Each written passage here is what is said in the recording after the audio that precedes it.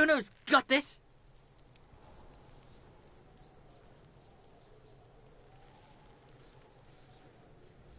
Oh yeah, nappa gumpy, Kuno.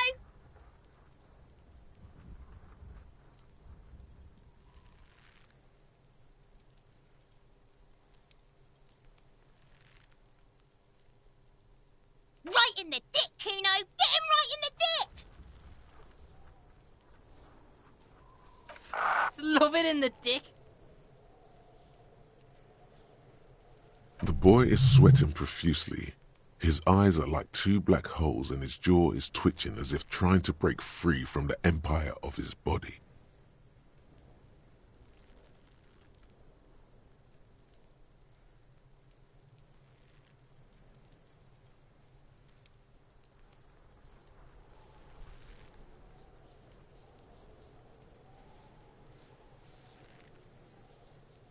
Fuck that, Kuno. Yeah, right in the mouthhole. They pay you no heed or pretend not to notice you. Shits himself. The rake, Kuno. You should throw the rake at him, Kuno. The fuck? Does Kuno know what a rake is?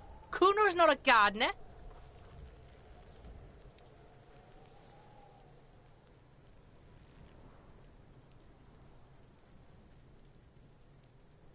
We shouldn't do anything. I don't tempt such forces.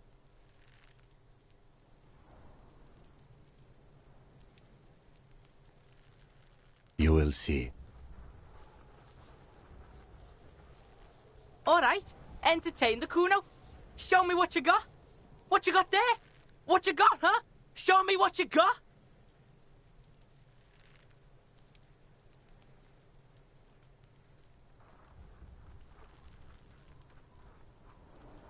Shitload pig. What's your question? Don't tell the pig shit, Kuno.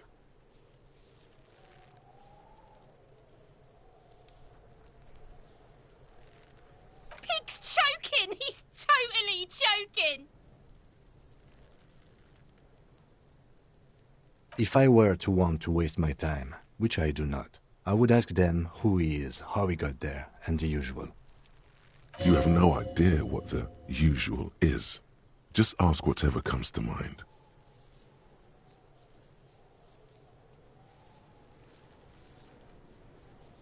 Just a couple of pigs sniffing around in the dirt. That seems pretty fucking suspicious to Kuno.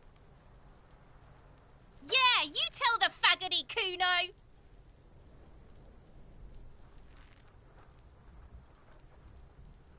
Probably climbed.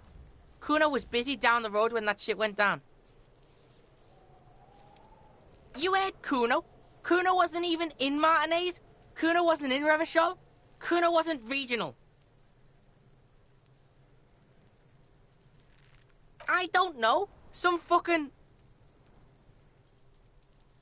Mesk or I don't know. Some other place. Night City. Kuno was in fucking Night City. Kuno gives this info out on a need-to-know basis, and you don't need to know. Kuno didn't smoke the gimp, if that's what you meant. Kuno's fuck gimp. Kuno uses the fuck gimp for target practice. End of conversation. Very strong. You should be this stoic.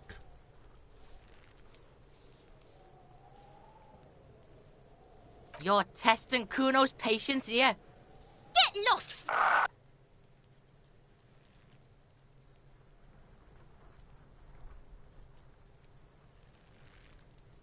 Kuno's Kuno, pig?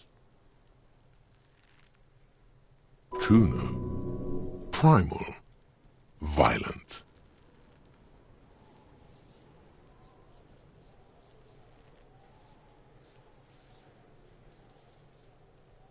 Yeah, think about it. Think about that rabid Kuno shit. He seems glad someone understood what he was going for. But right as he's getting distracted, you hear a malevolent hiss from behind the fence. Watch out, Kuno! He's trying to fiddle you! He's gonna put his hands on you! Help! Pig's got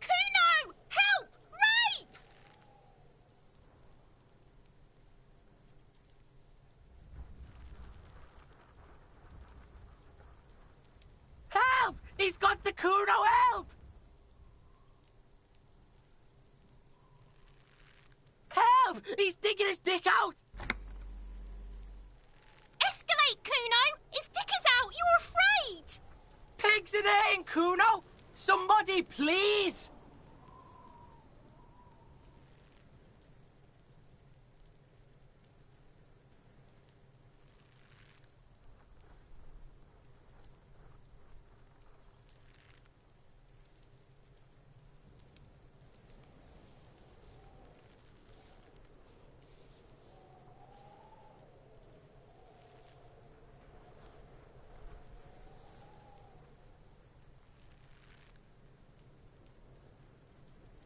No! Get up, Kuno, you sick fat fuck!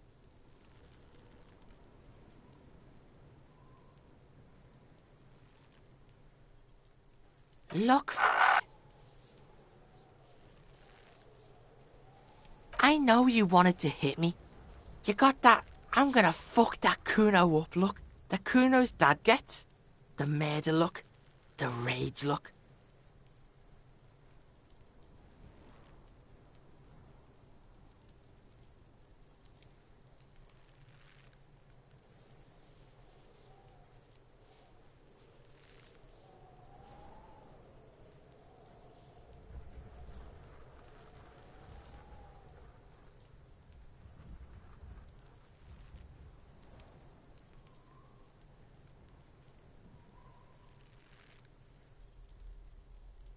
I know what you thought.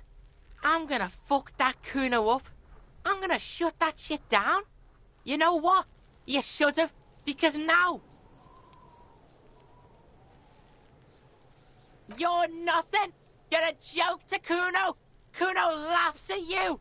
King Kuno! The whole charade was about establishing dominance over you. You backing up means he's succeeded. Kuno turned you into his prison, bitch! You're gonna be in this shit with Kuno!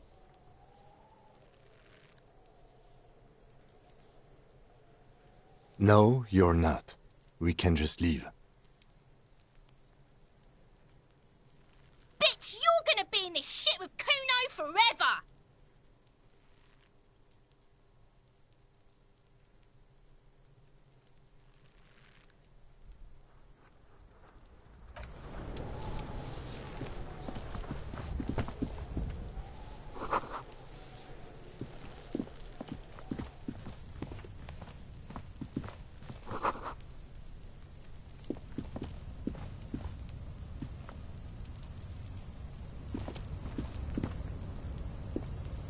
An inconspicuous pile of the roofing material, Eternite.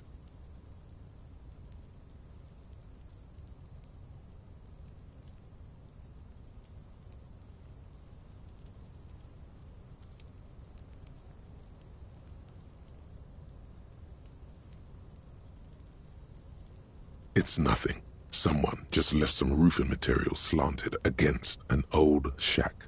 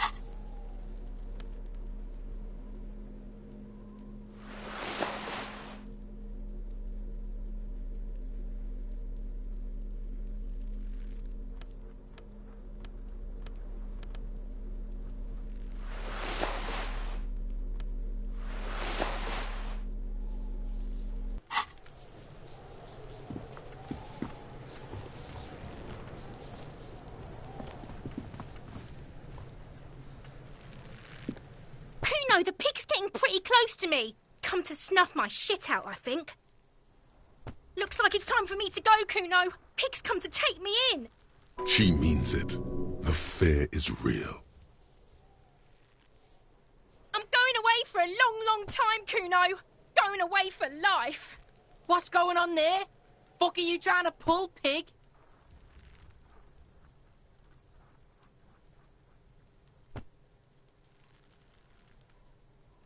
I come from the woods, good Davidu. You don't want to go there with me. You don't want to see what I've seen. Don't be traumatizing here. Get the fuck out of here.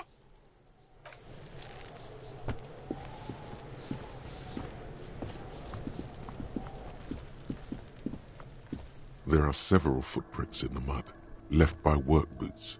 Anywhere from 6 to 12 pairs have walked here.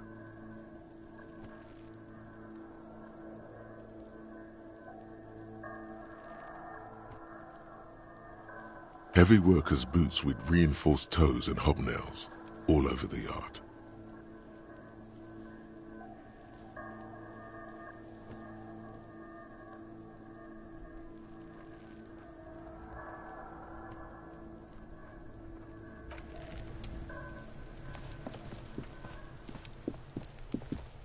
The corpse looks at you with bulging white eyes.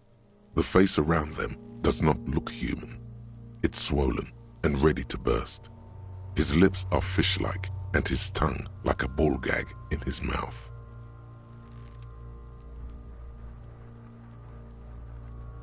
You seem to be holding your breath.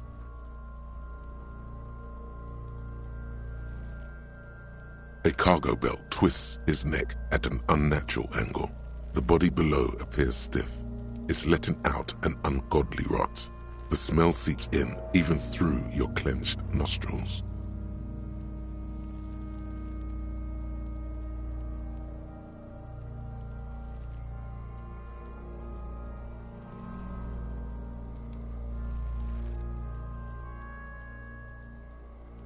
Active decay. It's okay to throw up, officer. No one is judging. He's about to blow. Cop's gonna blow, Kuno.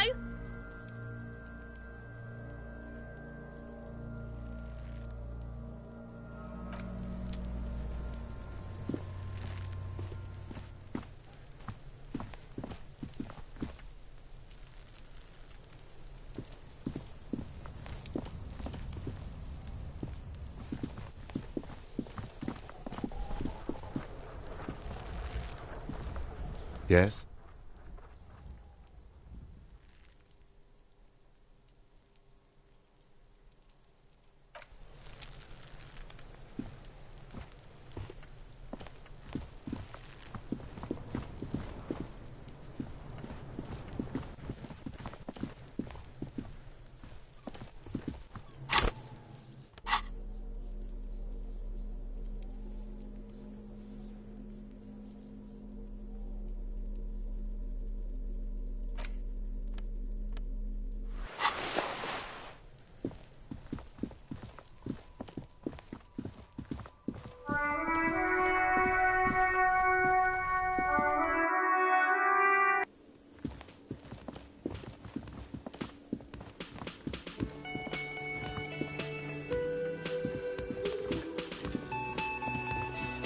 Can I help you?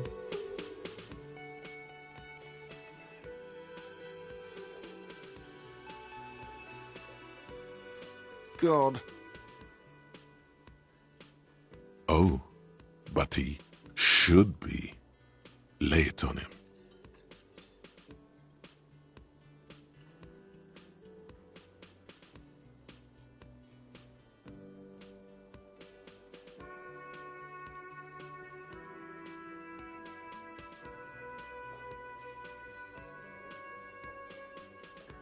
Of course you do. This was your plan all along. This is how you fix it for them. By answering the woman question. I don't like this. There doesn't seem to be another way.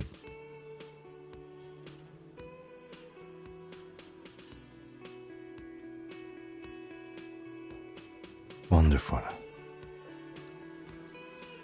It is. It's wonderful. What? What does that mean? Cock carousel.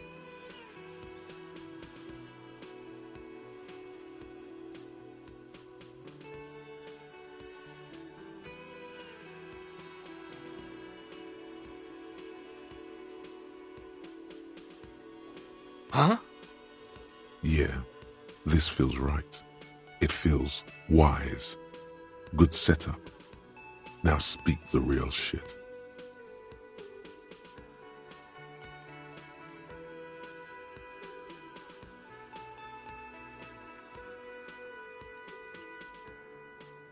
God, does it mean you talked to her? What else did she say about me? What else do you need?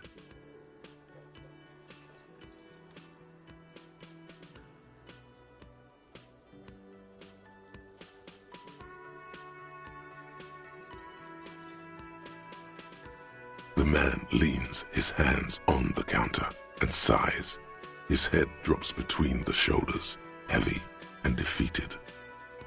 She broke the bird, you know. The great skewer. I found it on the ground with the broken wing on the morning she left. I should have known. It was her way of telling me to piss off. I should stuff it up my arse. Yes, the bird is connected to this. It's a symbol of hope, and she broke it.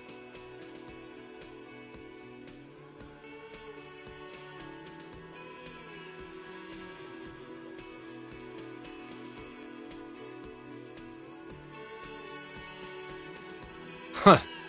Cock carousel. I think I understand now.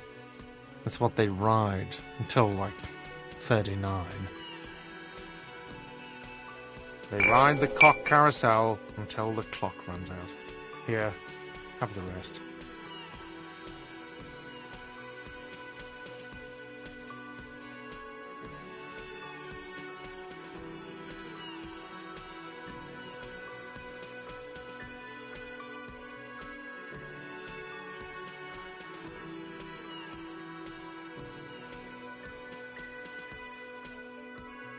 Now, let me have a drink and think about this shit for a moment. On my own. And there we have it. Isn't that beautiful? Another situation fixed by Dr. Love.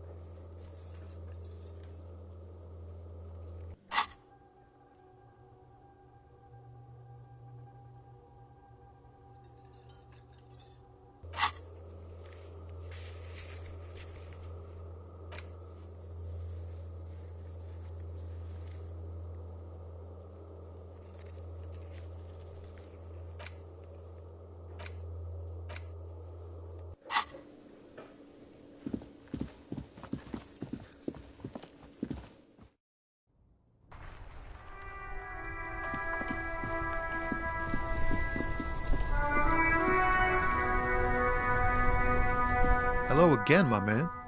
What's on your mind?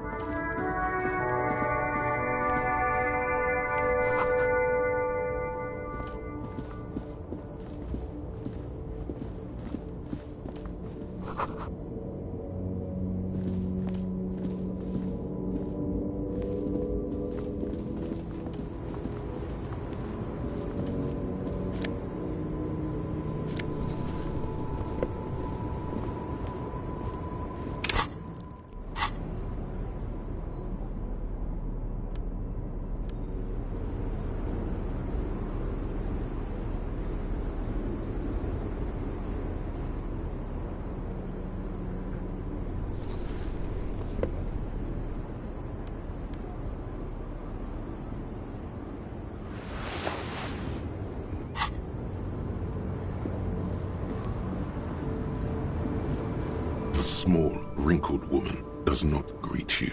She nods along to something on her radio.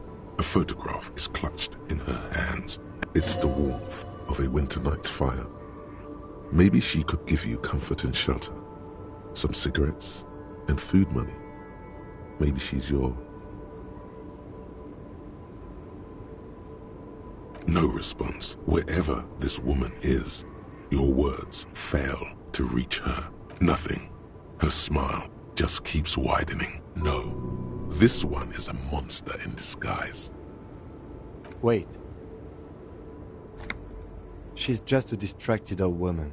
Better to leave her alone. Why? I just told you why.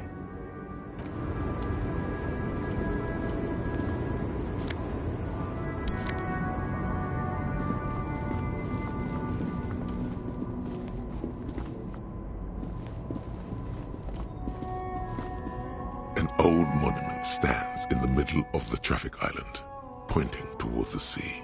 It looks as if it's been reassembled piece by piece, secured and mounted in the air.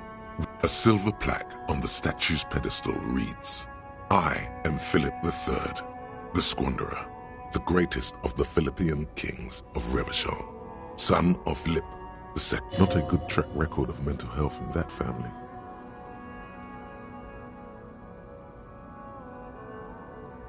A silver plaque on the statue's pedestal reads, "I am Philip III, the Squanderer, the greatest of the Philippian... Not a good track record of mental health in that family.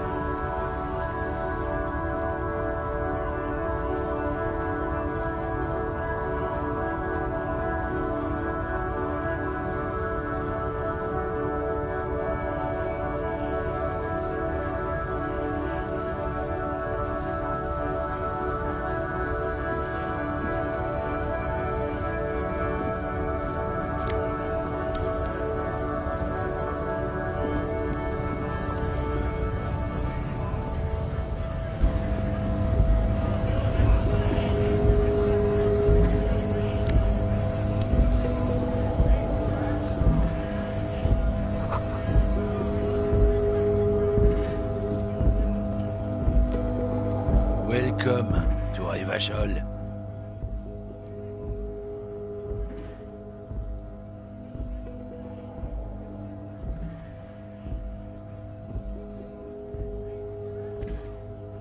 Don't you welcome to Revachol me.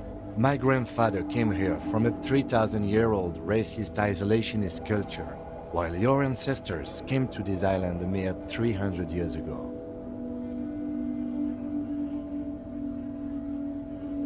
Every school of thought and government has failed in the city, but I love it nonetheless. It belongs to me as much as it belongs to you.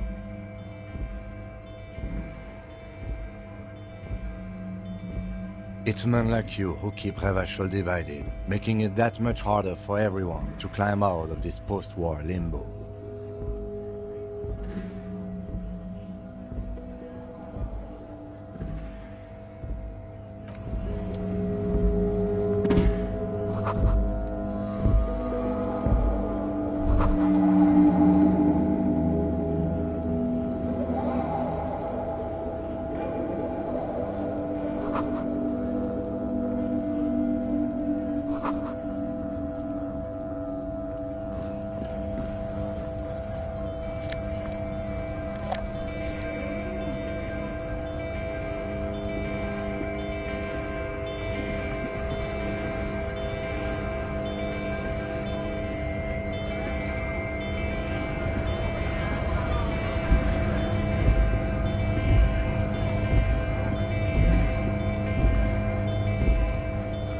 lorry stuck in the traffic jam.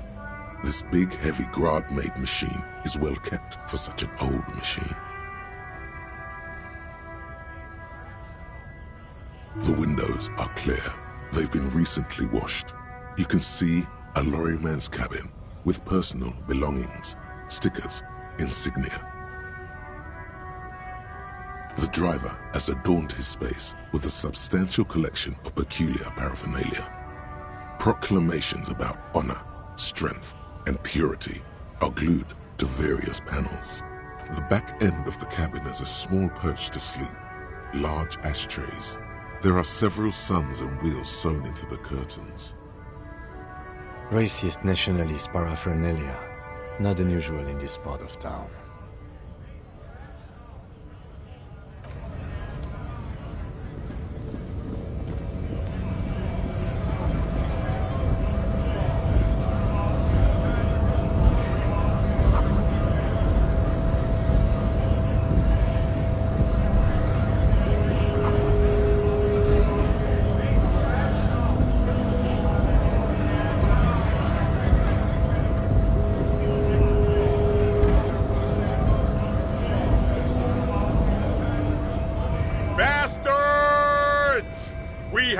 Right to work!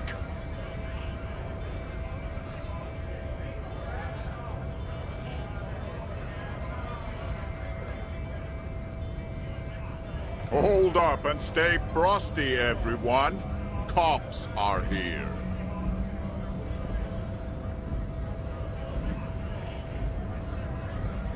You here to fuck with us? Beat the honest worker down. We're here to fight for a cause. Stripes usually have problems with people who have causes.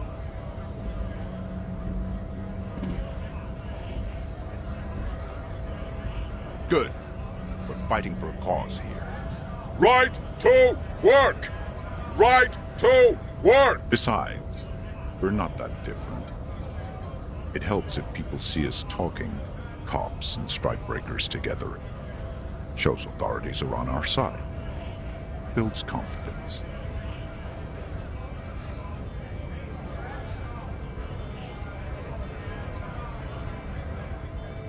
Maybe you should ask them the questions, like why we're not allowed to make a living here. Shame on you! We have families to feed, you piece of shit. So do we, Scott.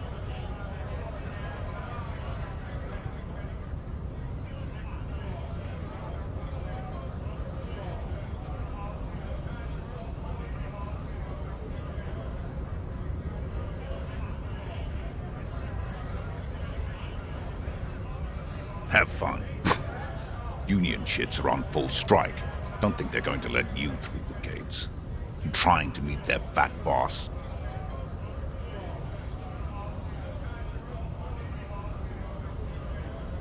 I know nothing about a murder. The mention of a killing sends a barely noticeable shiver of tenseness through him. Interesting. What are you talking about? I'm not tense. Yes, he's tense. And dangerous. Somewhere below it all. Right to work! It's shameful. Cops doing nothing. You should bring backup. Open up the gates for us.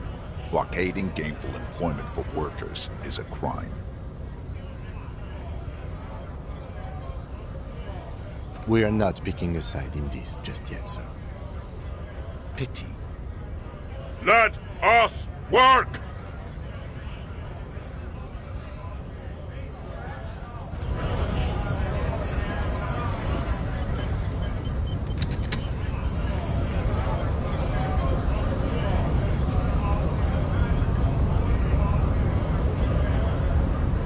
Scott?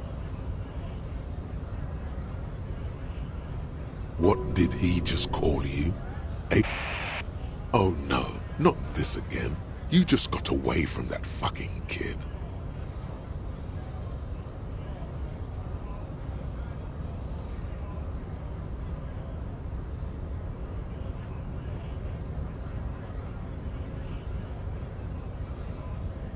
A kind of a worm, content with mere survival.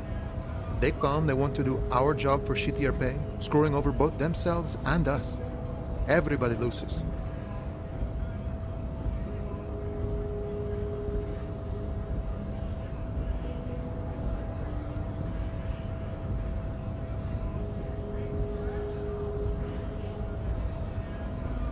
Beats me.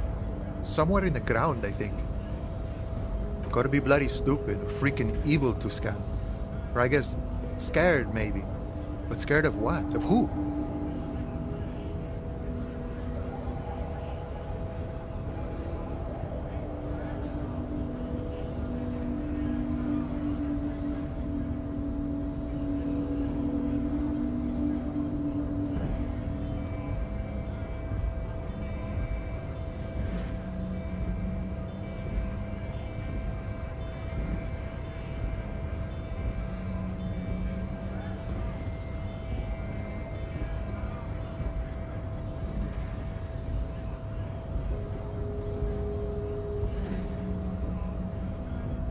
Personally, I'd rather beg than scam. If the gentleman shouting on the street came begging, maybe they'd have gotten something.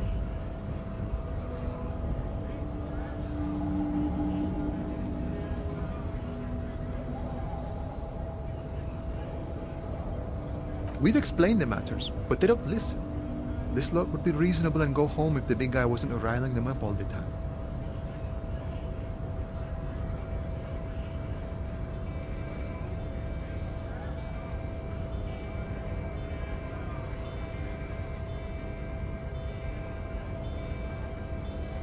I was just messing with you. No one's ever seen a cop scab.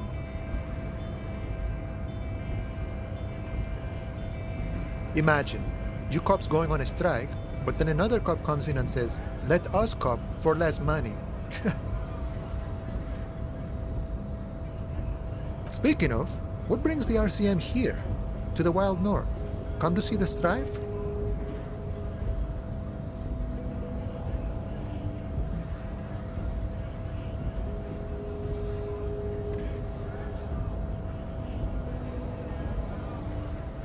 Sure thing, my friend. I can help you out.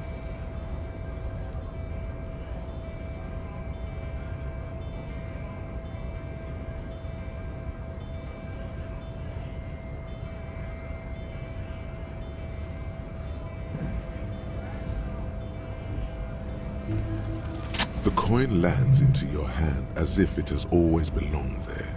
The swallow returns. Always glad to help out the RCM. Shame I can't do more. Things are meager at the moment due to... You know, the winter's fat is slowly running out and all.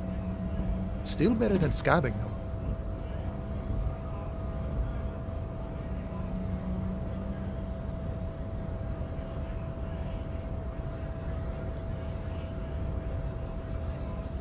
Nothing to worry about, really. The jam's a bit of a mess, cargo can't get in or out. The rationing is a bit stricter is all. Supplies should last the strike, though. I'm always glad to help out when possible. Not like these slithering scabs.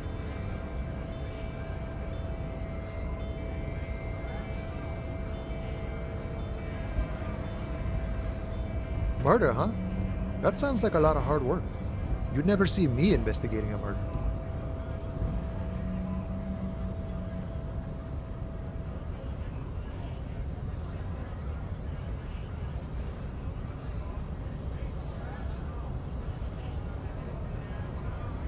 Of course, Policia. It wasn't me. You can rule me out. Easier that way. Should we? He's nice. I don't like nice.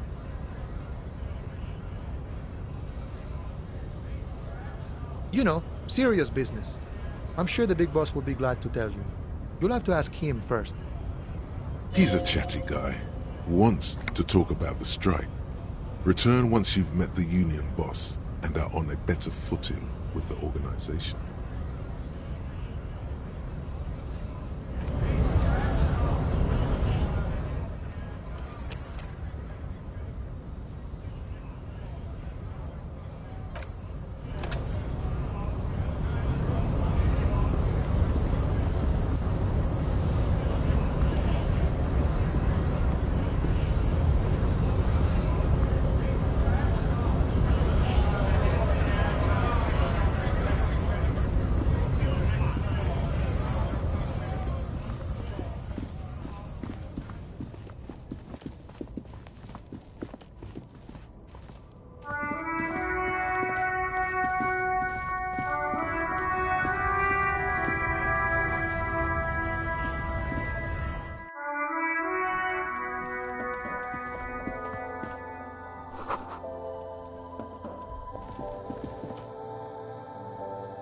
The tear machine stands in the corner.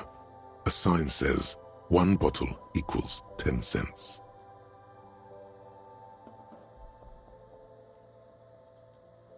No. You need tear to use the tear machine.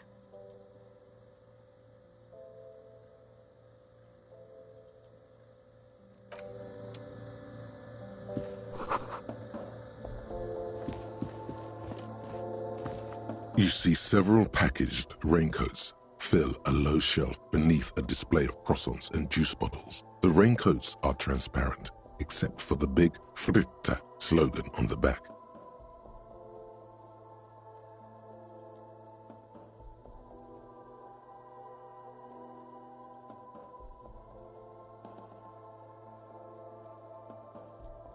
What is what? It's a raincoat.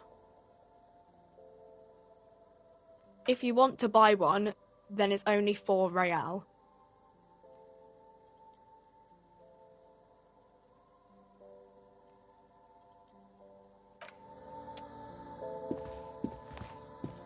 Welcome to Frit. Feel free to look around or something. Everything is out on the shelves. What's that magazine she's reading? I don't know. Frit?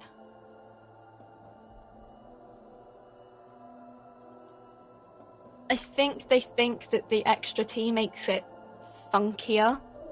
It doesn't. You mean this? This is Pop Stars. It's got, like, famous people in it. It's not for sale.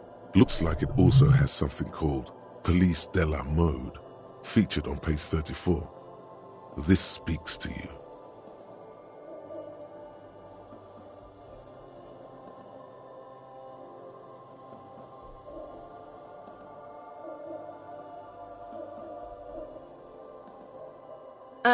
It's where they rate different outfits famous people wear. It's kind of funny. They're kind of mean. It's about who's the most stylish.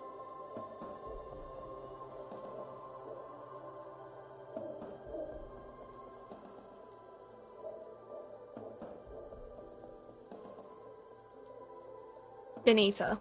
She's a model. Usually it's a model. Or a singer-songwriter. Or a model. We are not the fashion police. We're the real police. Okay. I'm not really supposed to be chatting to anyone, but... I don't really know anything. I mean, I know it's there, but I haven't seen it, so... Not really. No. I didn't know him at all. I don't know, really long. I don't know. No need to worry. It's just standard procedure for us to ask around. If you hear anything, let us know, okay? Okay. Uh-huh. I don't really know anything. I mean, I know it's there, but I haven't seen it, so... Uh-huh.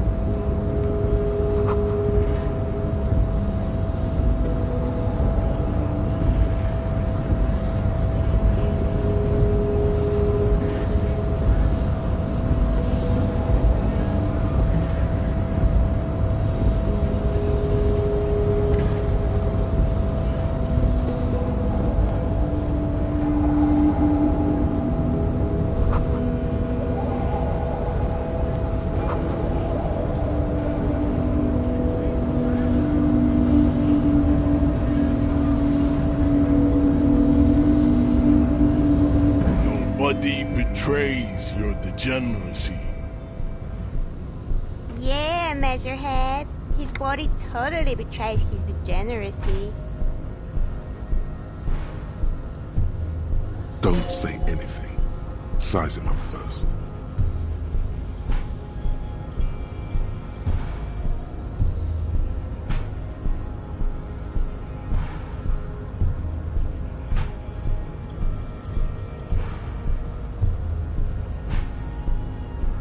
Are you admiring my morphophysiology?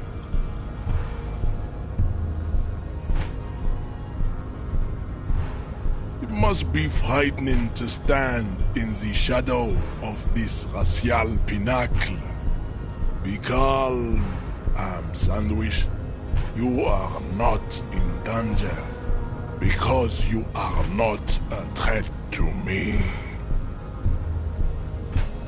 That is precisely the negligence that has led you to succumb to Al-Ghul. You reek of it. An invisible sword of Al-Ghul emerges from your throat. You cannot see it, but others can. It is making the woman in my company sick.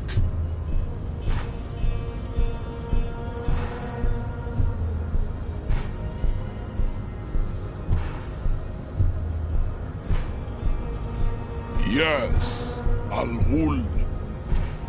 Al-Ghul is an ancient Ilmaran poison, a parasitic fungus that has colonized your race. It is a trick the desert pygmies played on you, for humiliating them and stripping them of their land.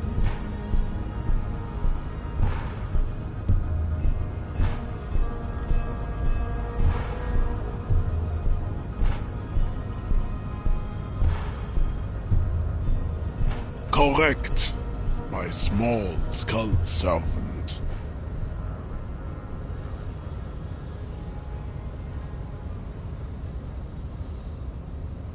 No, you don't. You need to get another drink. Occidental Haplogroup B4 is done giving orders around here. The influence of the Sandwich race is waning. Show him the ham still got it.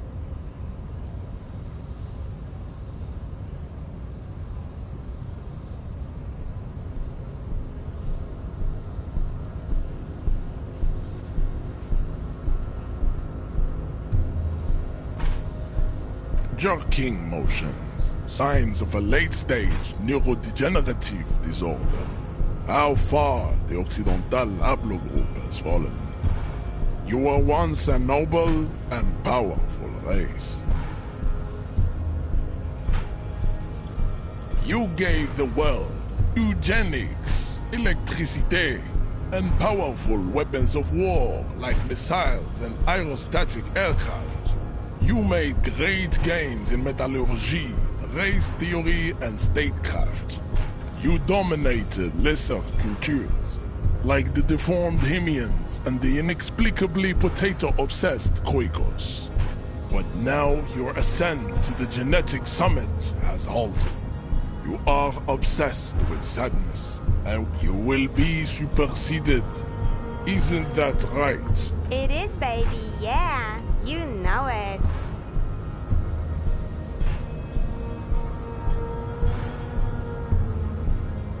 There is a button right behind him, just out of reach. It must be the one that opens the door to the harbor.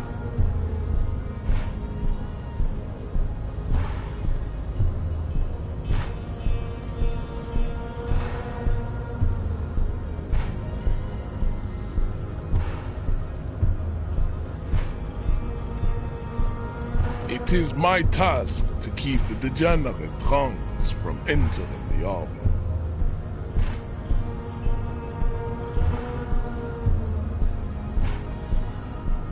Enough with this begging. You should leave the stage of history with dignity by inviting the other races. Bring your troops to the Simonine Islands and to Boogie Street, and we will pulverize you. When you are gone, we will build a museum for you. The walls will be lined with bottles of Al Ghul, your beloved beverage. Inside, we will store the odes to homosexuality you call art, and you— This is your chance. He's talking. Rip into him with a punch and catch him off guard. No, don't rip into anyone. You're sensitive. Remember? Communicate.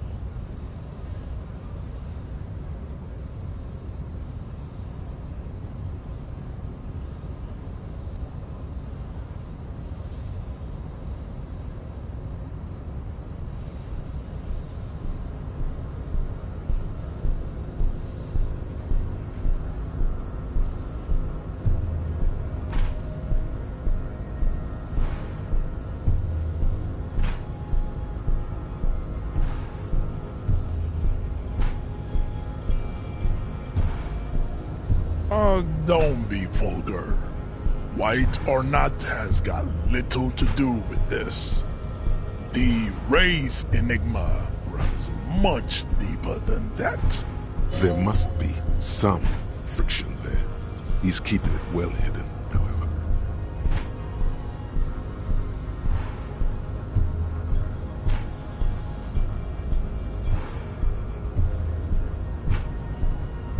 Mr. Clare is a man of vision and means. He has the will to confront polycultural capital, something your race, naivistic communists, never did. Also, to serve is noble. It takes discipline. Your petulant individualism has only contributed to your race failure. It is lax and moronic.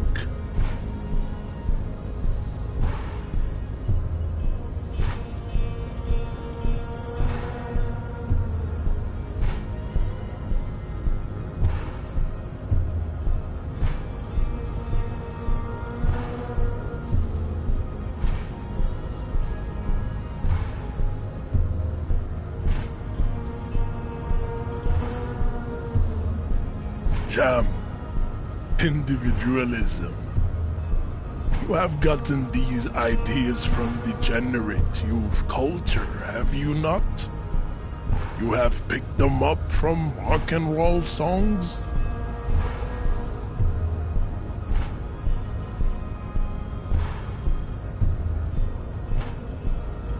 Offshoots of the Seminoles people invented disco while having sex under the influence of cocaine.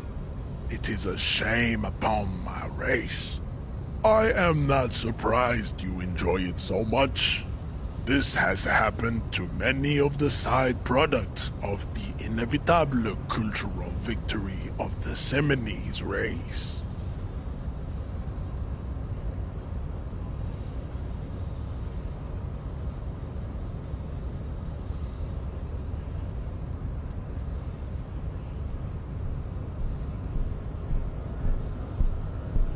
The South Island race, haplogroup A4A. We are the rightful masters of the Insulindian archipelago. We descend from the Areopagites of ancient Pericarnassus and arrived here 4,000 years ago. We are the future. That is all you need to know. I am a descendant. The narrow streets of Ulimbuir are with me in my genetic dreams. I see young Seminoles women walk into the grey mass on Ile de Fantôme, waiting on immaculate conception from the pale. Good.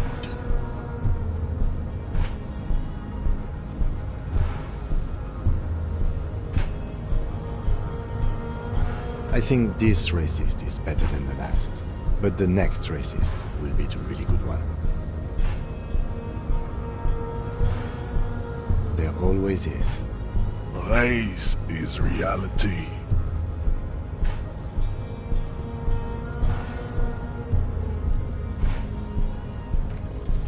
Go ahead. Don't be shy. Just ask for race secrets.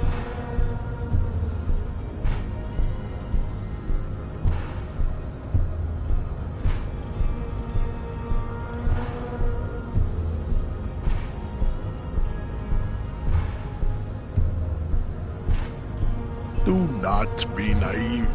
I know the answer to the great race enigma. Why would I share it with a deformed infant? You do not have the devotion for servitude.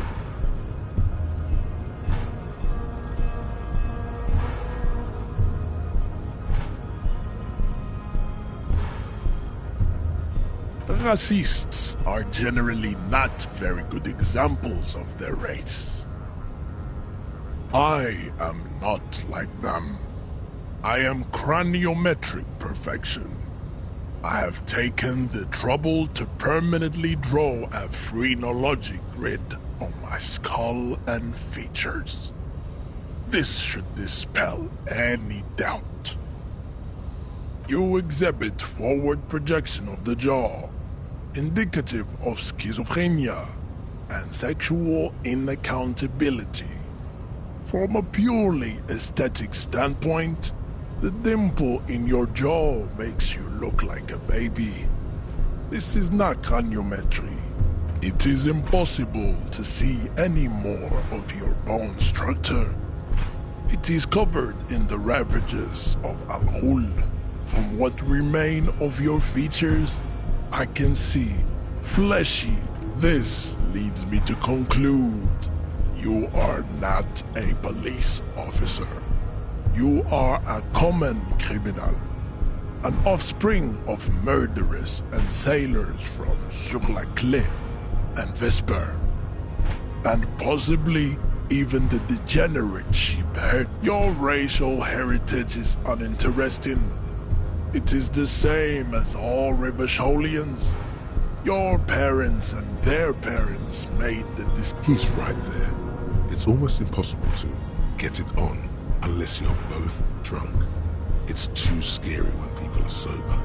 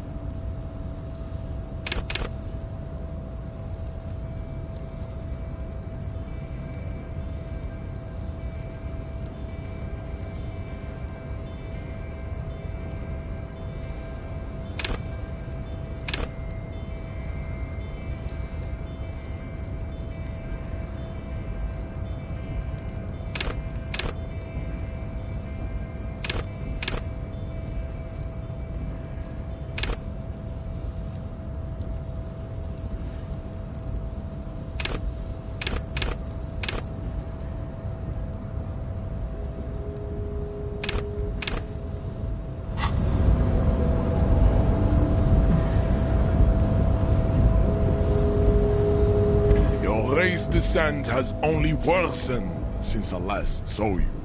You have really let yourself go.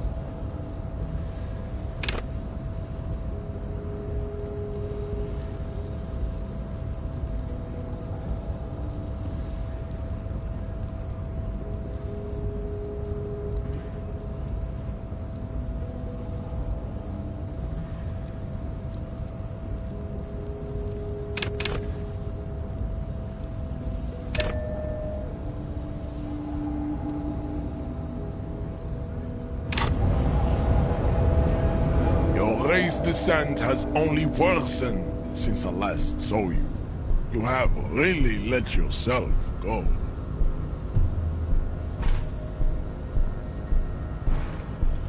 Just try again. This is one of those things where the wise sage wants you to exhibit perseverance.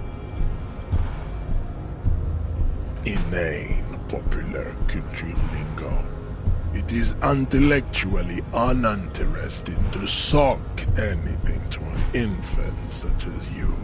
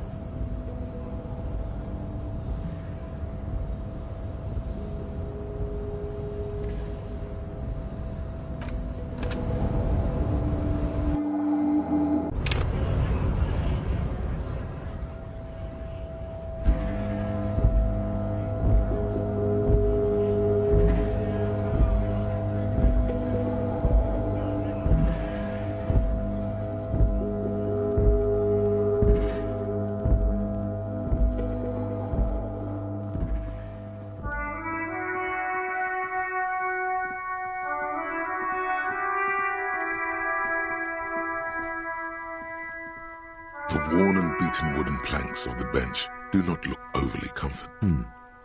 We can sit on benches after we've solved the murder. Let's go. You can revisit the bench if you ever need to pass the time when Lieutenant Kitsuragi is gone.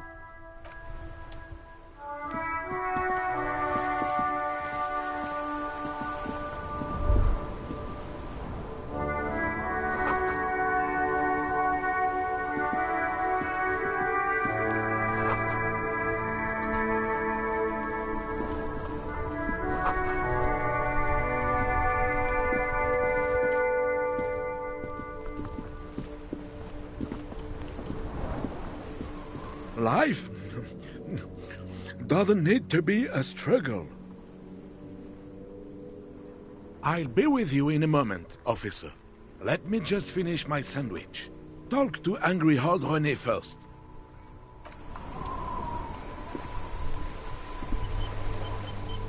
Have you no shame? Whining about your back every time you bring out the measuring tape. René, you're a man with a fork in a world of soup. Please, let's just try to enjoy the game, all right? I'm trying to, but you keep breaking my concentration. You're old. I can see that. We're both old. Now stop grabbing your ass like it's a girl. These manly men are playing balls. This is a ball game. Grab a ball and play it. Don't ask questions. Shoot first. Ask questions never. No, you got this. There's the ball. You're the game.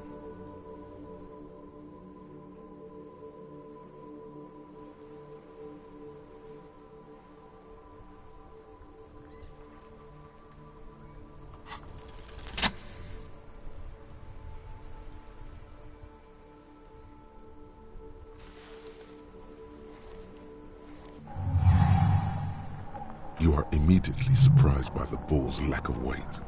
No matter, you'll make it work. God, this is right. You feel the familiar tremble of excitement and adrenaline that precedes every victory. Time has frozen.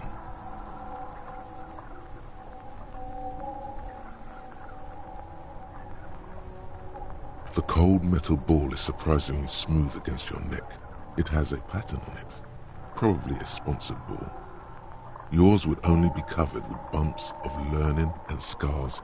Already your muscles are adjusting to the weight, the nervous system calibrating, until you and the ball have merged into a single entity.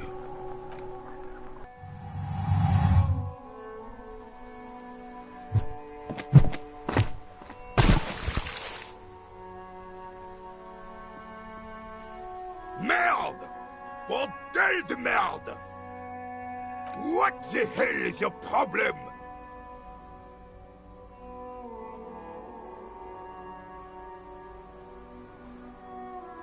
I don't care if you are a cop. You do not just ruin someone's game. It's so goddamn disrespectful. A man his age getting worked up like that? Better watch that blood pressure.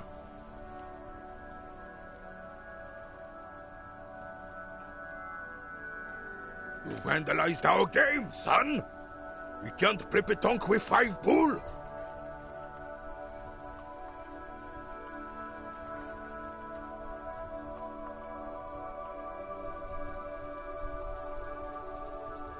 Yes, pétanque! You ruined our pétanque game! We want our bull back! Take it easy, René. This is just a misunderstanding, isn't it, officer? No. Of course there's harm done, you orange slug! You owe us a goddamn bull!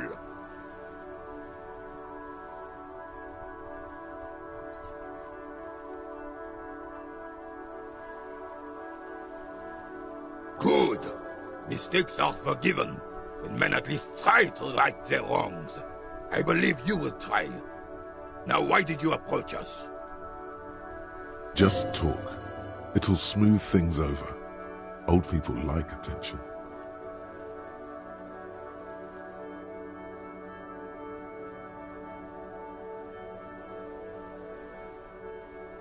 Unfortunately, I don't. Unlike most of the locals, I have no qualms about assisting law enforcement, but this affair has passed me by completely. In Martinez, the union is the law, so can you really blame them? Cop is a pejorative term. I don't have a problem with policemen. On the contrary, I admire the effort to bring order to our streets. If I knew, I would not be afraid to tell you. I simply don't. I'm an old man, not a coward. The daily business of the riffraff no longer concerns me. This is a man with a lot of past, but little present, and almost no future. Yes. The terrain here provides an interesting variety to a familiar game.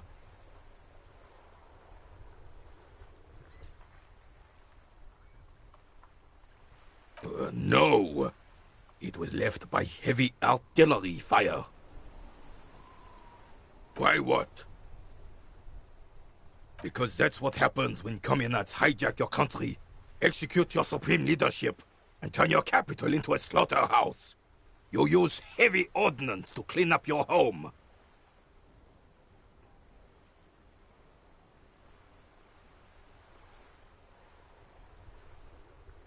Fine. What do you want now, then?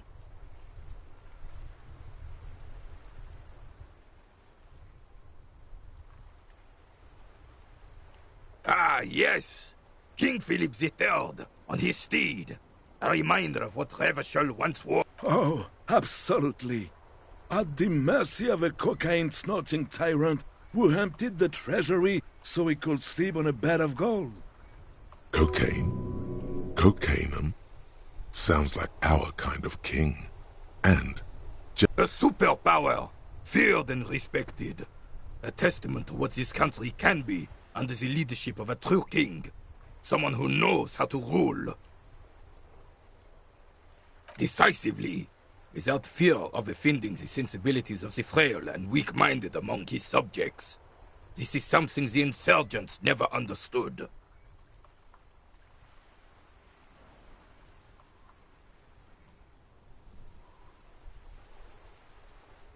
A nation is only as strong as its leader.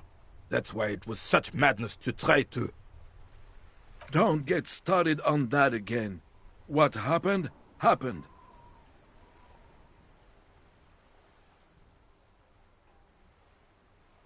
The carabiner doesn't reply, but his entire being.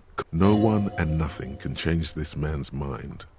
He is as rigid as they come, still in that antique uniform. It's a symbol for him. Oh, old Philip was a big fan of the purple nose candy the nobility loved so much. A cocaine connoisseur of sorts. His egocentricity is borderline legendary. You can't even take responsibility for yourself. How could you fathom the responsibility weighing on the shoulders of a ruler? That's why the Philippian kings use cocaine, for clarity of vision, to aid in their work. Regnum cocainum, Revachol's finest years. I'm satisfied with this explanation. Of course. Clarity of vision. Awareness. Philip III was even brought into this world with the help of cocaine. The court medic administered a dose to his mother when she was in labor, and it is well known that with the help of cocaine, only the purest, of course, he would... Higher realms. Of course, it all makes sense.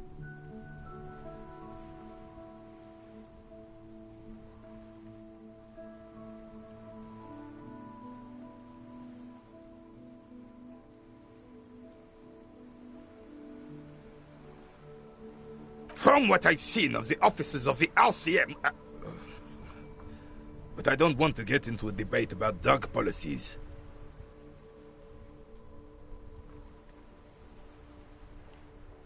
Right.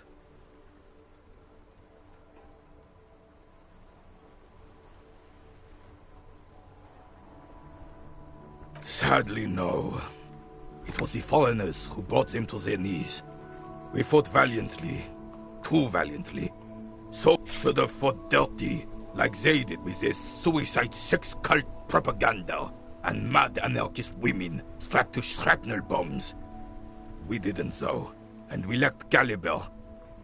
God bless him, but the suzerain's cannons simply weren't big enough.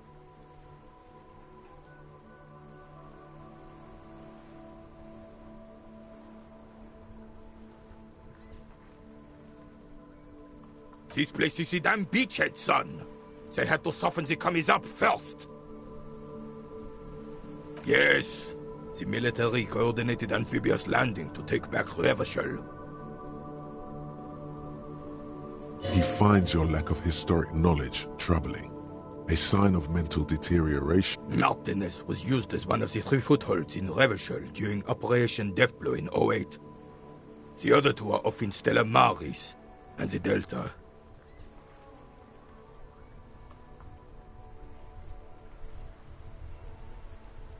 This here is Blood Ground, where Coalition boots first made landfall and cleaned those rabid dogs out. Most likely, we're playing pétanque on their mangled corpses. Blood Ground. You got old René going there. Like he isn't hungry enough already.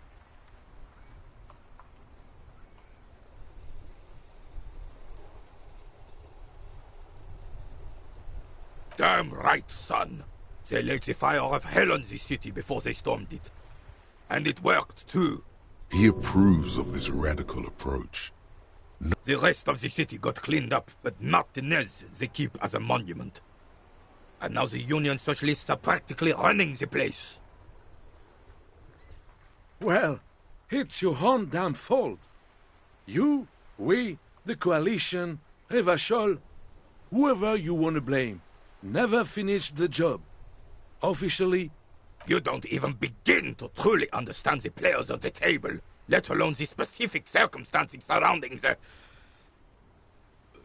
What do you think?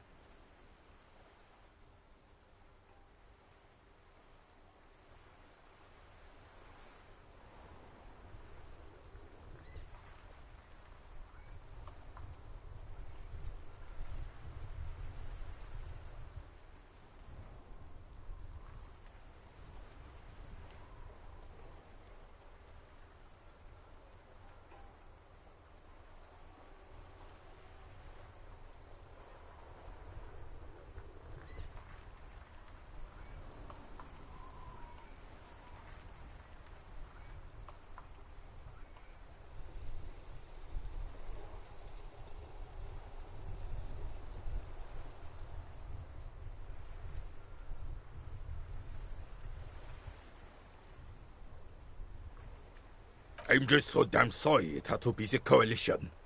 After 8 years of fighting those hyenas, boiling cats for food and drinking piss in the mountains, I would have preferred if the Right Honorable King Guillaume returned through Revachol, or even if that damn clan Frisell had risen from the grave and led us.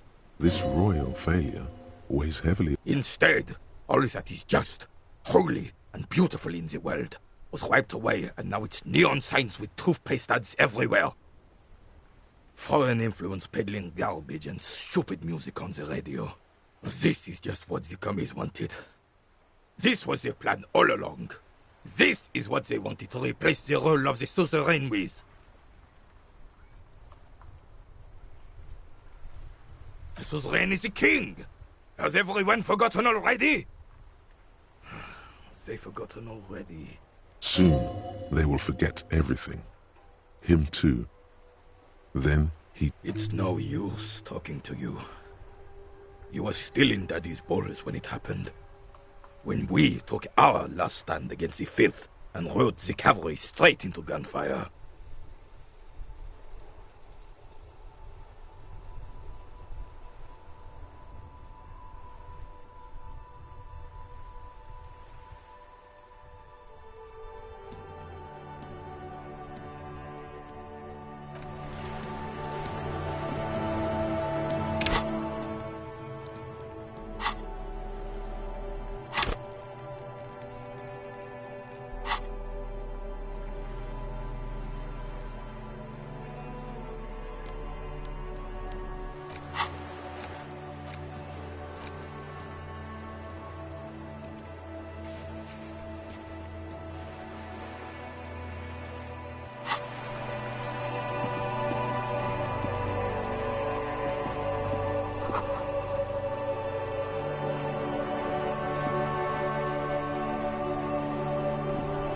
The dented yellow mailbox greets you with its graffito and bullet holes in the front.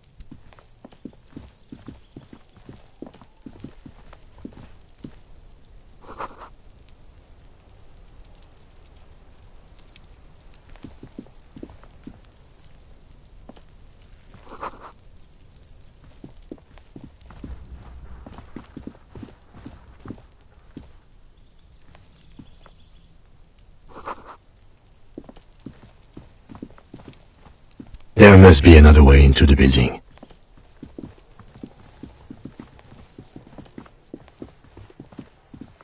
This is a wall on the side of an apartment building.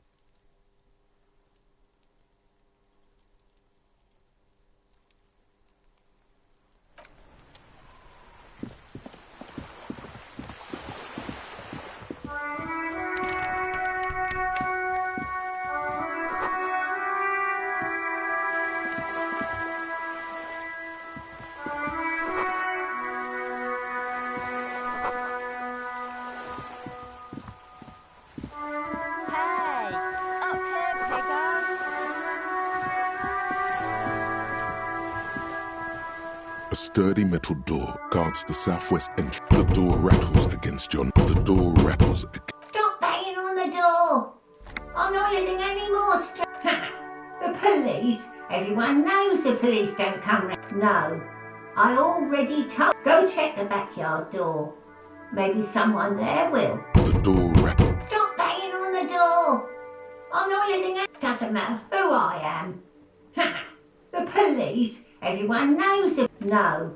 I already... Go check the backyard door. Madame, I assure you... There is no reply.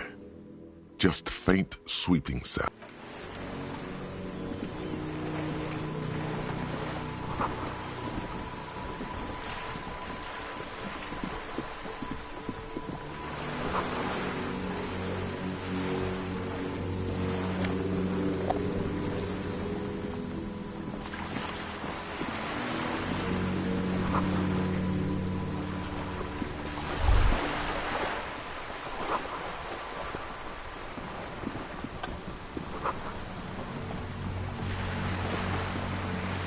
A striking woman leans against the cabin top of her sailing boat, smiling as you approach. Her green raincoat glistens with droplets. A silk scarf is tied. Good afternoon, officers. I'm Joyce.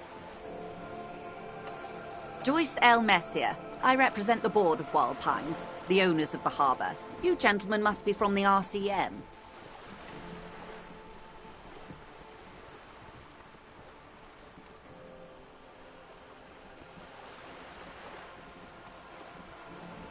I'm glad to see you here. I was dispatched to handle a strike, not a lynching. Anything I can do to assist the RCM in this matter, I will, gladly. That is good to hear, madame.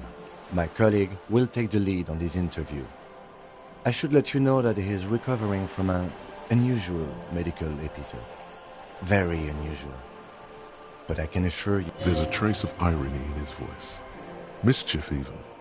The lieutenant is hatching some... How interesting. I wish you a swift recovery.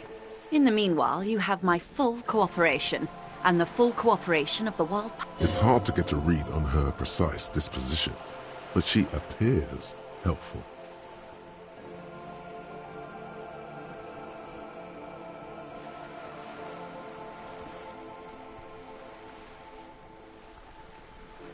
Is what you want to say, but it isn't that easy, is it?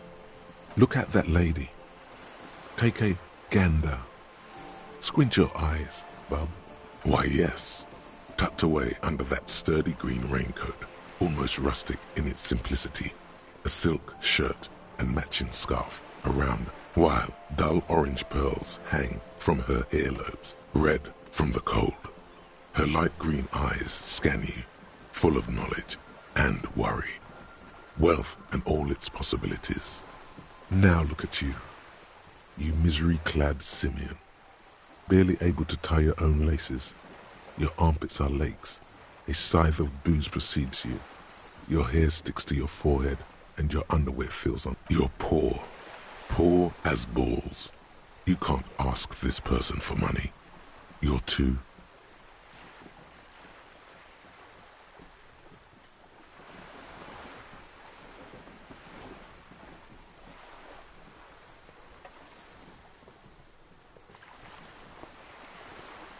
Yes, you should be able to take care of yourself, not grovel at her beautiful feet, dishonoring yourself and your organ. Oh God, the lieutenant is here too.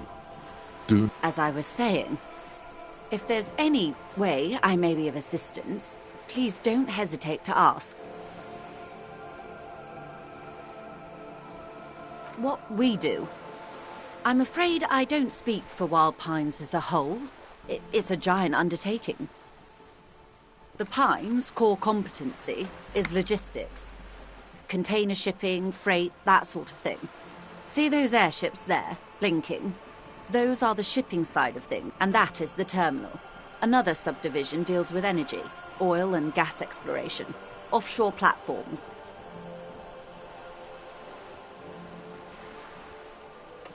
I'm not at liberty to discuss the company balance sheet, but I can tell you that last year, the company booked more... $1 billion?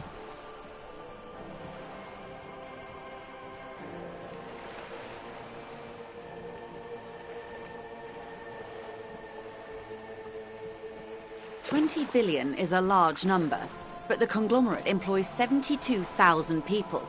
They all need to be paid. Then there are capital improvements, interest payments.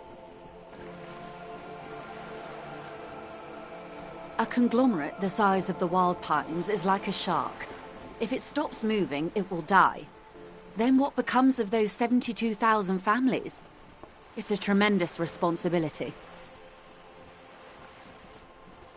They started as an exploration and cargo fleet conducting trade between the Samaran and Insulindian Isolas 250 years ago, when pine ships explored the South Seminese and charted Lomantang on behalf of the suzerain. Centuries of care, deliberation, and madness have gone into this endeavor. Vessels pass through the great unrest to re-emerge with apricots in tow. The logic of the system is totalizing. It's taken everything from its employees to build it.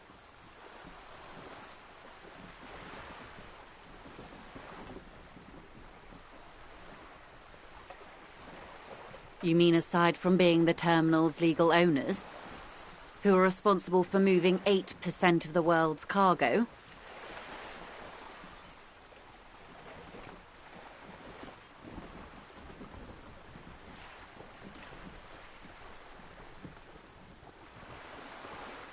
We built this district. All the best parts of it. Rue de Saint-Ghislain, with its bastions, the plazas Meteor and Mosaic. Even some of the old street lamps have been put back thanks to the investments from the WP. Before Martinez was swallowed by the industrial harbour, even before it was part of Revachol, long before Terminal B was erected here, the Pines built it as a resort for its Revacholian employees. A company getaway, for a weekend or a summer holiday. Then came the revolution. But that's another matter. I'm here to make sure the Pines can fulfill their responsibilities to the place they built. With your help, hopefully, says her warm tone.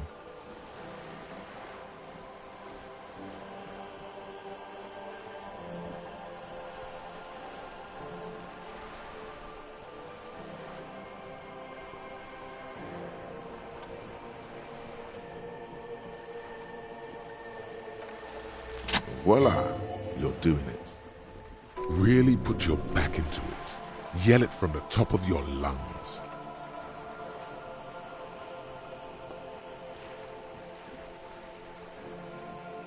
Of course. How much do you need? She's surprisingly nonchalant about this. Could it be that she somehow knows more about your predicament than she's letting on?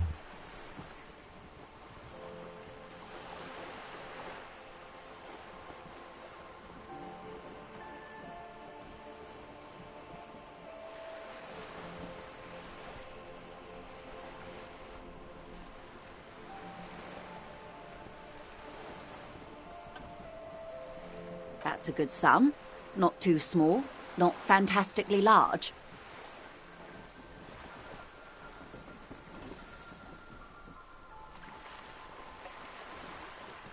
She removes a few notes and hands them to you. The paper is cold and oily to the touch. Whoa, whoa!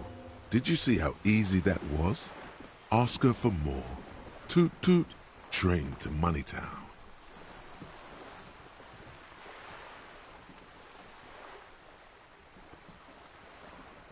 Can you eat honor? Are you an omnivore? Give me a break. So, I hope I didn't just bribe you, officer. It may not be technically illegal under the Emergency Act, but still.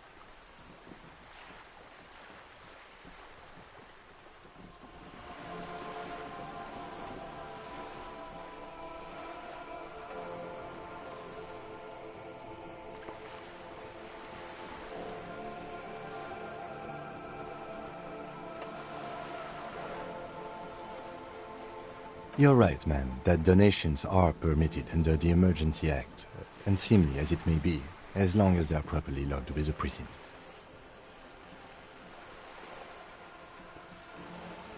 Which he most certainly will do. Now, how else can I help the RCM today, besides supplementing its salaries?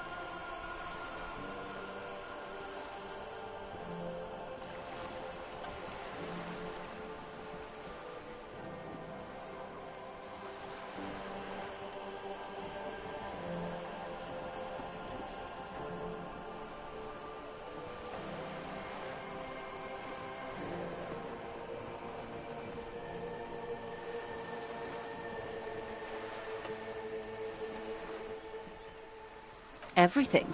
Right up to, but not including, trade secrets.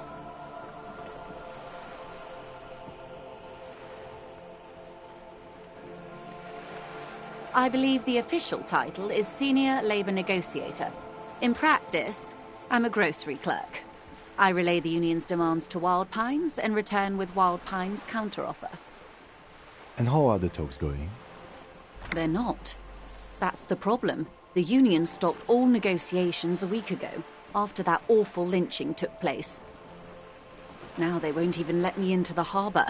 There's a 2-meter-20 racist behemoth blocking the gates.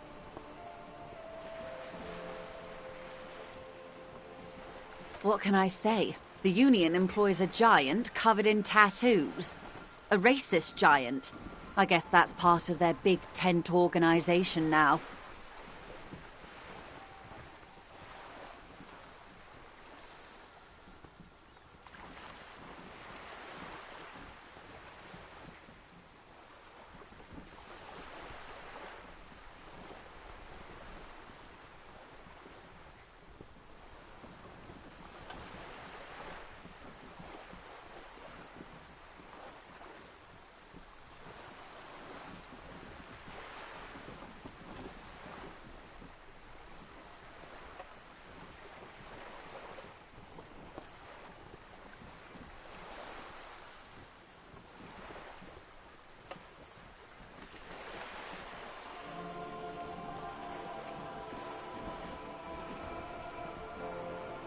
Let's say I was not making the kind of progress I'd hoped for when I first arrived. And when did you first arrive? I arrived 3 weeks ago. Yes, in the middle of February. The bay was still partially frozen then. I prefer to do these things on site, like the RCM. But the strike began in December. I wasn't the original negotiator here. I took over after Mr. Gaumont hit a wall with Mr. Clare, the Union boss. Mr. Clare refused to speak with Gaumont despite concessions he'd granted the Union in prior negotiations. This isn't the first time the Union has gone on strike? Heavens no. There have been 2 prior strikes. Both times the Union won significant concessions, including overtime pay and a medical plan. This time their demands are more, I guess you could say, aggressive.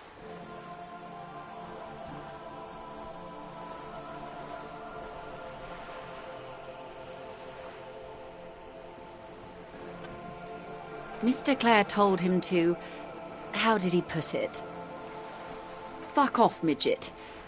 Gaumont is short of stature, you see. Yes.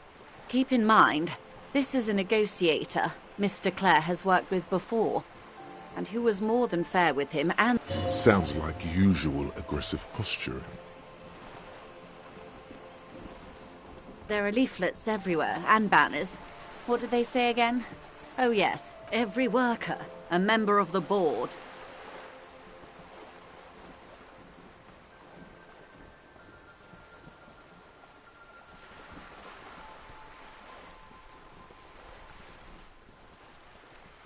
In its defense, another said, demand democracy.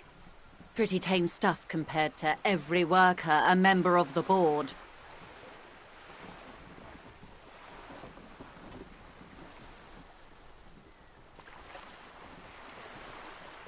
Fortunately, they explained it. Every time the Wild Pines group makes a decision about anything, it needs the signature of each of the 2,200 workers in its Martinez terminal.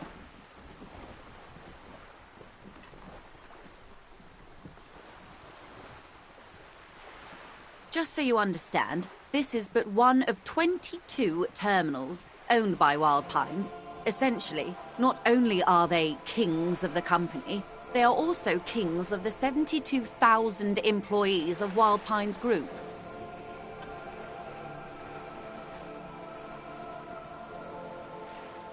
I'm not sure. Naturally, I assume that was just their opening position, a hard-nosed tactic with a side of mockery.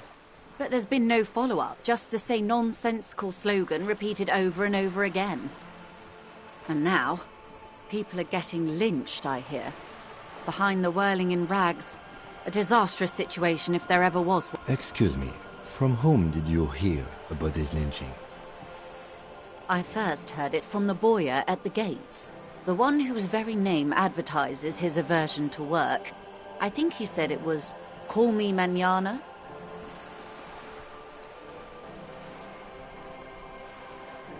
This checks out.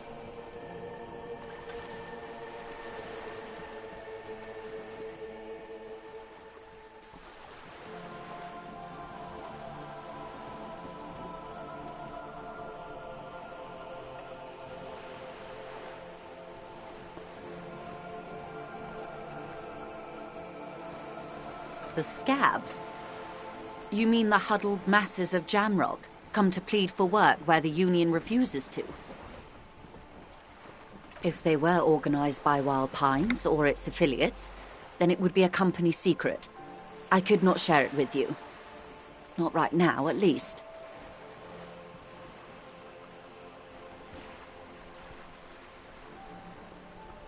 Everard Clare is a man of the utmost integrity. If you can say one thing about him, it's that he always puts the interest. Of course not. Everard is fantastically corrupt. I imagine he has a thick, viscous goo where you and I have blood. He is the most corrupt individual I have ever seen, and I deal with men like him for a living. If there is anyone more venal, more irredeemably nepotistic, then it's his twin brother, Edgar.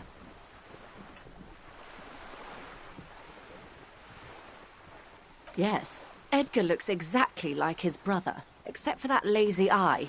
He also talks exactly like Everard does, and when one's term as foreman is up, the other takes over. It's how they circumvent the term limits, you see, with a funny little switcheroo. While in office, they've embezzled God knows how much of their workers' dues.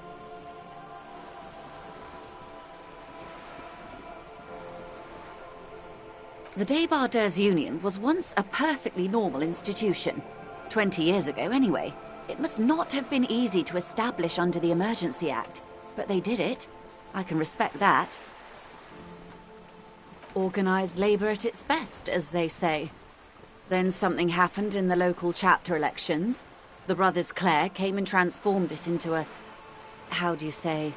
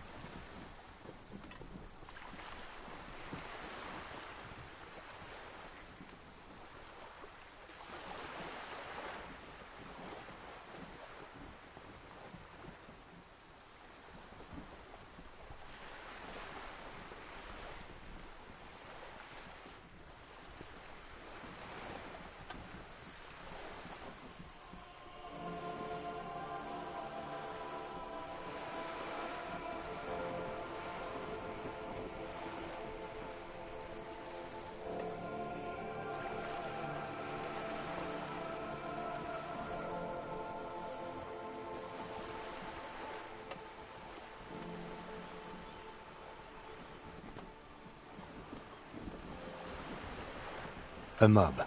The debarders are a crime syndicate. Sad as it may be, I suspect we'll be forced to cooperate with them.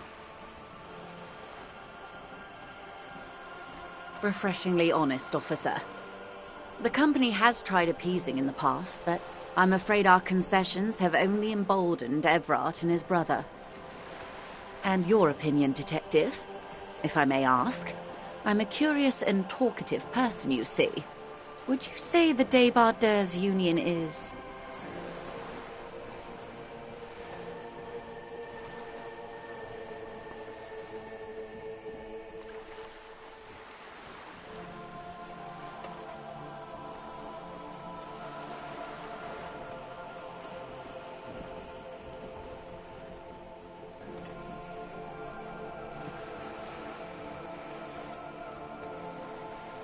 Indeed, and a hungry one.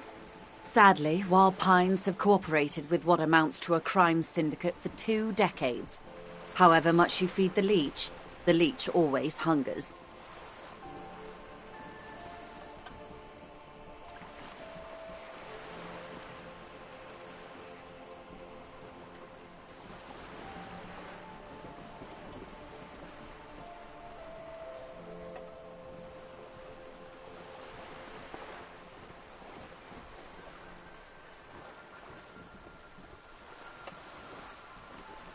Everard Clare is a man of the utmost integrity.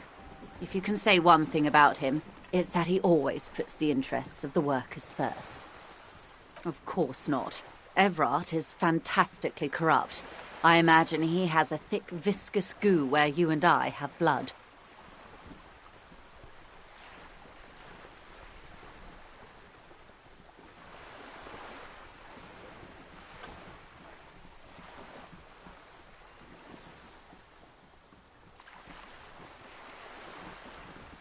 He is the most corrupt individual I have ever seen, and I deal with men like him for a living. If there is anyone more venal, more irredeemably nepotistic, then it's his twin brother, Edgar.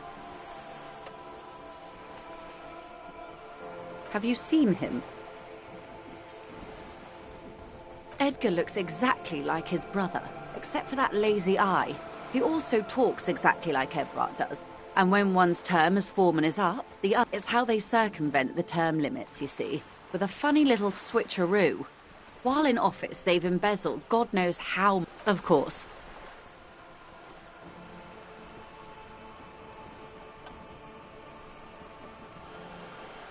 I'm glad you asked.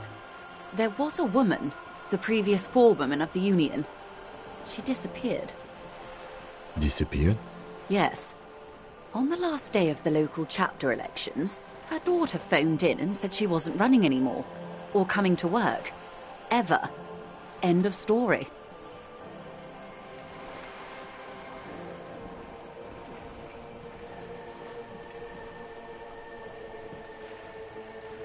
Indeed. The company suspects foul play, but there's nothing they could do. It was a union matter. The point of the presentation is, these kinds of things happen around the Clares. Watch out when you're dealing with him. Thank you for your concern, ma'am. We'll be just fine. Of course. How else can I help?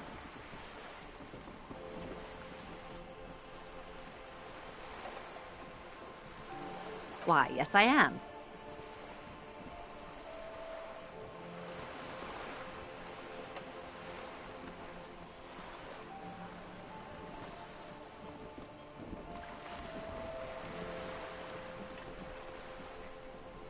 Officer, I assure you I'm a highly qualified pleasure craft operator.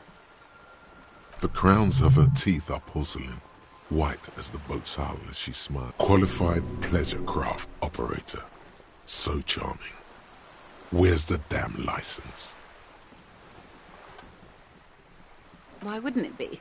This is Revachol, Wayfarer Act and all. Anyone can drive a boat. Of course there are. We're on an archipelago. How else are you supposed to get around? I mean, we are on Le Caillou, are we not?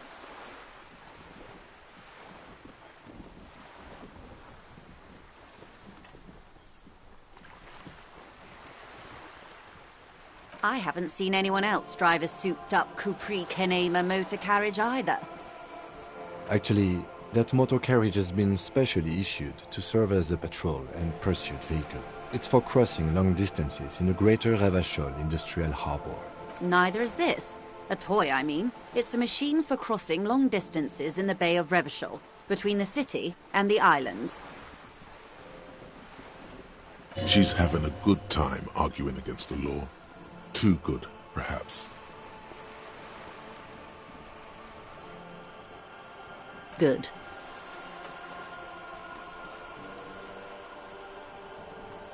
Quite a few things, I'm afraid. The information I'm to share with you includes sensitive trade secrets. For the sake of my employer, I have to ask for your names and badge numbers.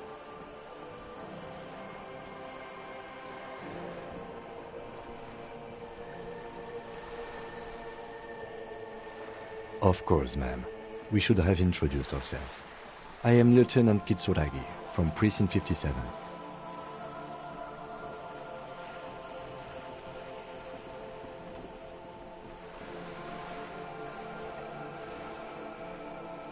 And this is my colleague from Precinct 41. I'm afraid he doesn't have his badge at the moment. I hope mine will suffice.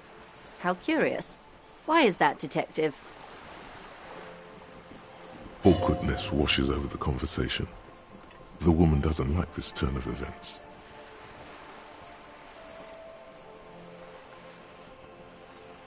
I see. So, are you saying you lost your badge during the course of this episode?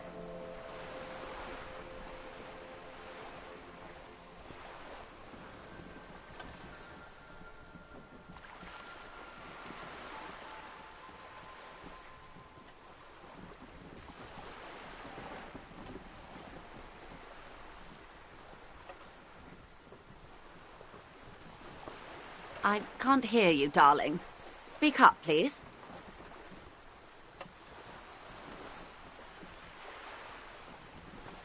Oh, dear. Some kind of encephalopathic amnesia. I don't even know how to respond. I do believe you, naive as that may sound. I simply can't imagine what you gain by faking such a condition. As I said, ma'am, his technique may be very unconventional, but he is an officer of the RCM. Of course, I sympathize, but I'm afraid I simply can't share anything more until I've seen that badge.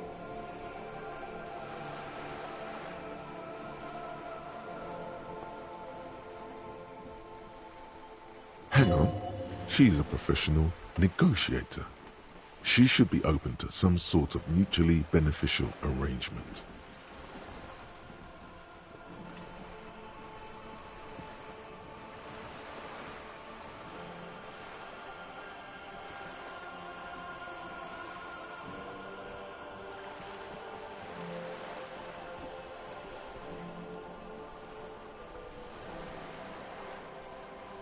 I mean, favors for favors. A dirty alliance of some sort.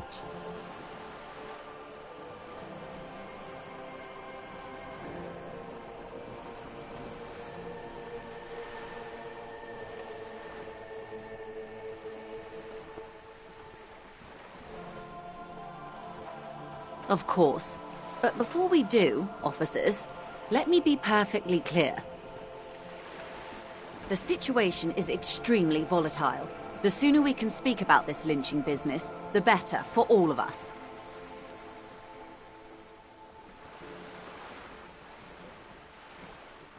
Of course, Detective.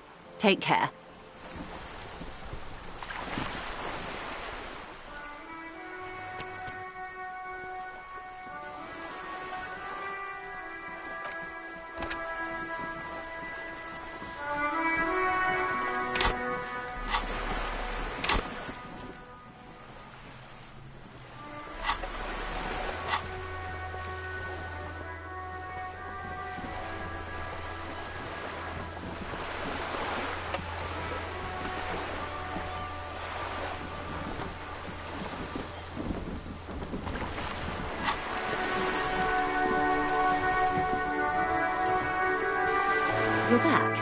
Good. What can I help you with? I'm afraid I can't say any more until we've taken care of formal protocol. Easy. Just offer her a favor. Like I said, nice and dirty.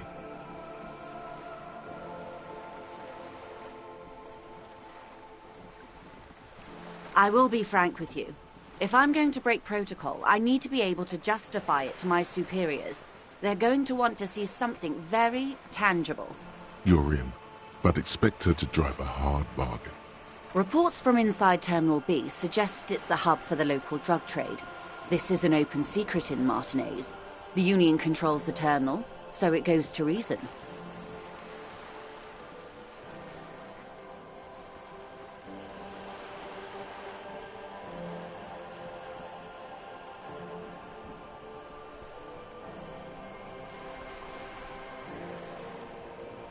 They're profiting from this trade. The company has tried looking into this matter before, to no avail. Perhaps someone with your authority and resources might turn over the right stones. Or you can recover your badge. Though if I may be blunt with you, it sounds like that may be a lost cause. Detective, a word in private before we continue.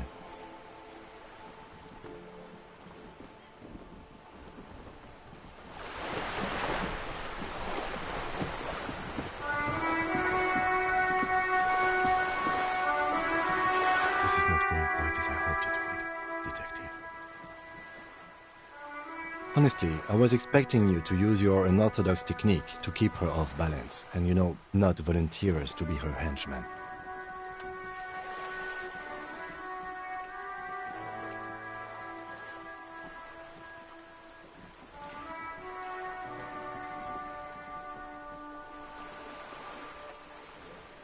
This woman is running circles around us. She might have known about your misplaced badge all along, or she's simply an adept improviser. Either way, we've played straight into her hands. He doesn't let it show, but there is a limit to how much the consequences of your unprofessional behavior can cost the investigation.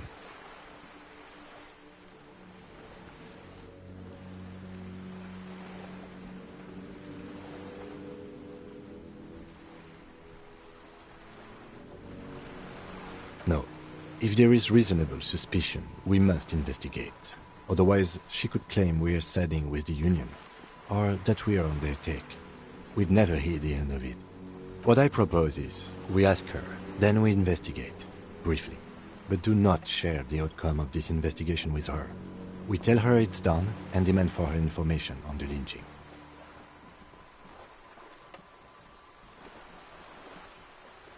Oh, that would be fantastic, but do we have the time? The world is large, and your badge is 8 by 6 centimeters.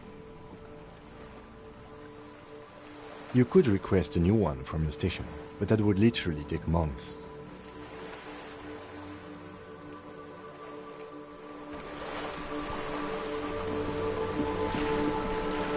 You're back. Good. What can I help you with?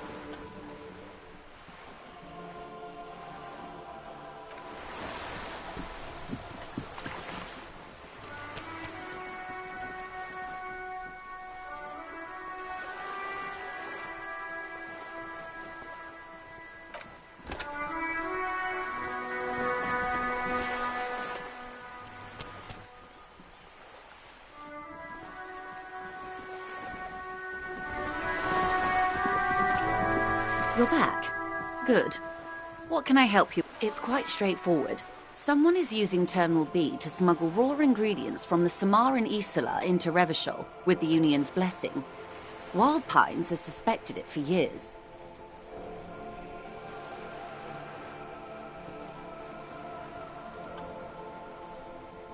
Ingredients for what, ma'am?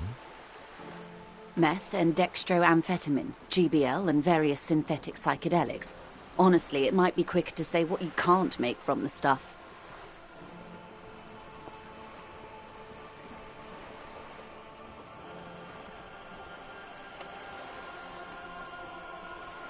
Yes. After they clear the terminal, we lose track. The actual production is taking place at various sites in and around Jamrock Quarter. Wild Pine seems to be well apprised of the local drug trade, man. Do you mean to say the Union also produces the product? Sells drugs, I mean? We're in logistics. It's our business to know. And no. As far as the company knows, the Union does not produce it. They transport the ingredients for a cut. Yes, but you won't get anything out of Evrat and the Dockworkers Union. Still, every chain has its weak link. The lorries. Someone needs to move the ingredients from the harbour into the city. Once they reach Jamrock, they're distributed to a network of local manufacturers well beyond our grasp. But in transit, they are vulnerable. Perhaps you've noticed that a number of lorries are tangled in a traffic jam at the roundabout just now. Interview the drivers who are still hanging about. One of them might be waiting for a crucial shipment. I'll be explicit. If you find this driver, I will share company secrets with you. You'll be indebted to her, in a way. But one step ahead of the Union in another.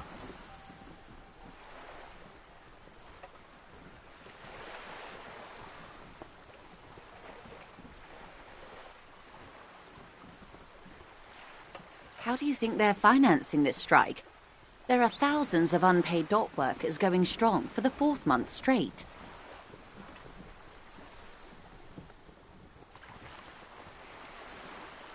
There was a shakedown of local businesses preceding the strike. Many were squeezed to bankruptcy to fund it.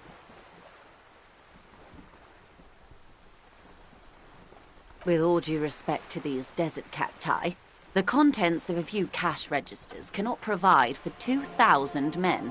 The local businesses can scarcely provide for themselves. Precisely. Smuggled out of that very gate at night, most likely, then loaded onto lorries and driven to Jamrock. You simply need to find one driver who will open up to you.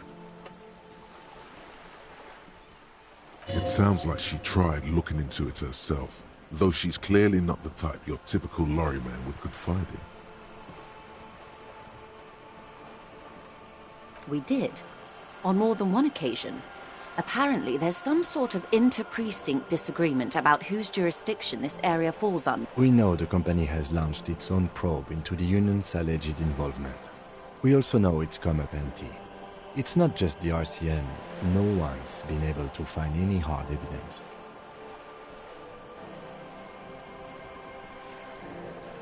Well, here's your chance, officers.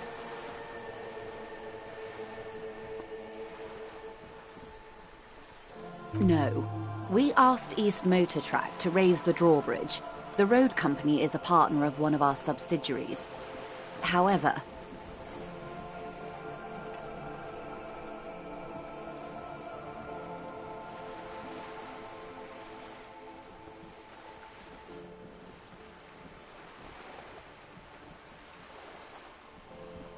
This is a limited-time opportunity.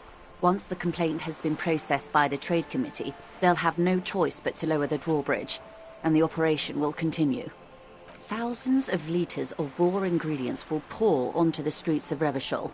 Not the east across the river, but the west. The vulnerable, the weary. Well, at least this solves one mystery. What is that, Lieutenant? Why I had to call East Motor Track and beg them to open a drawbridge for me. I'd wondered since I first drove in, on my motor carriage.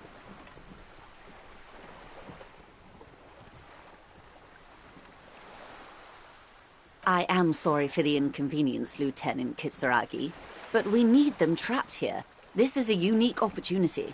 I'm sure you understand.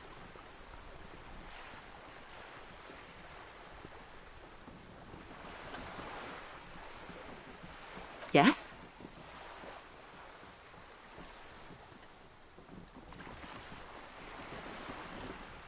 Excellent. According to my reports, there are at least 3 lorry drivers lingering near the roundabout. Hopefully one of them will know something.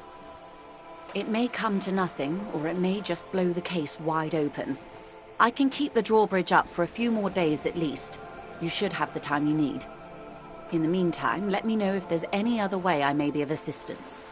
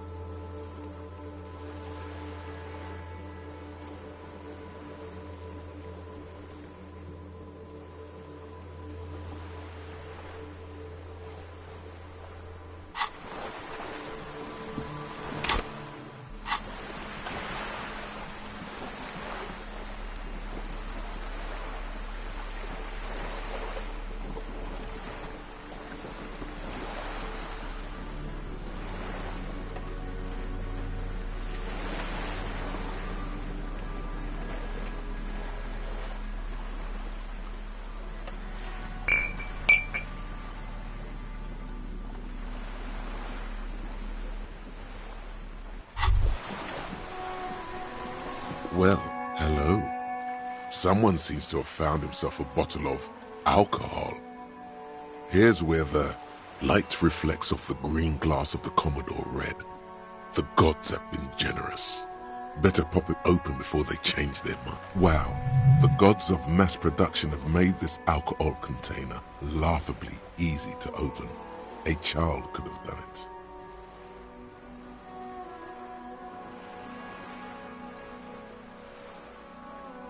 There's a satisfying pop as the cork jumps out, and the hair on your back rises like an army at attention. You see a flash of teeth, a young woman smiling at you near some railway overpass in your ruined past.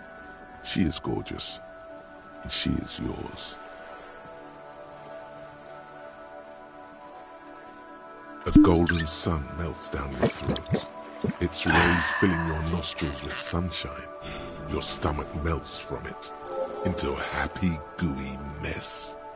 So does your mind. All the bad things are melting. You're you again. A real cop. A real detective.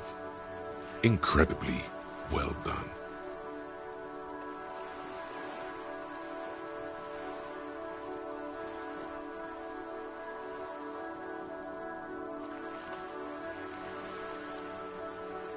In the bottom right corner of the screen, there's an alcohol button.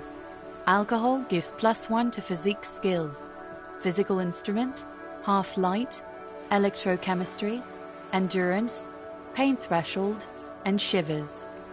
This is good before rolling a white check, but damages your morale. And remember,